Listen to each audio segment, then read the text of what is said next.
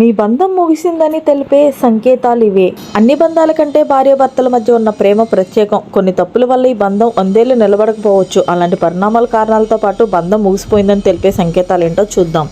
అలానే ఇద్దరు వ్యక్తులు విడిపోవడానికి ప్రధాన కారణం అభద్రతా ప్రభావం. ఒకరిపై మరొకరు నమ్మకం కోల్పోవడం, ప్రేమ తగ్గింది, ఎదుటి వ్యక్తి దూరం అవుతాడేమో అనుకోవడం కారణం. అలానే రిలేషన్షిప్లో అన్హెల్తీ సెక్సువల్ లైఫ్ కూడా విడిపోవడానికి కారణం. లైంగికంగా ఇద్దరి మధ్య సంతృప్తి లేకపోవడం వల్ల శారీరక సంబంధం తగ్గి ఎమోషనల్గా దూరం అయ్యే అవకాశం ఉంది. ఇద్దరు వ్యక్తులు వ్యక్తిగతంగా వృత్తిపరంగా జీవితాన్ని బ్యాలెన్స్ చేయలేకపోతే సమస్యలు వస్తాయి. బంధం నాశనం అయ్యే అవకాశం కూడా ఉంది. ఏ బంధం నిలబడాలన్నా కమ్యూనికేషన్ ఎంతో అవసరం. ఒకరి మాటలు ఒకరు పంచుకోవడం మానేస్తే ఎదుటి వ్యక్తి ఆలోచనలు, అభిప్రాయాలు అర్థం కాకుండా ఇబ్బందులు ఎదురవుతాయి. భాగస్వామిని నిర్లక్ష్యం చేస్తూ ఒకరి భావాల్ని మరొకరు గౌరవించకుండా ముందుకు వెళ్తే బాధే మిగులుతుంది. అన్నింట్లో సపోర్ట్ చేసుకోకపోతే ఎదుటి వ్యక్తి జీవితంలో మీ ఉనికి కోల్పోయే ప్రమాదం కూడా ఉంది.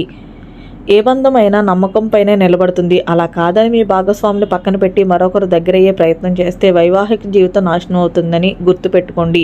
చీటింగ్ ఎప్పటికైనా ప్రమాదమే.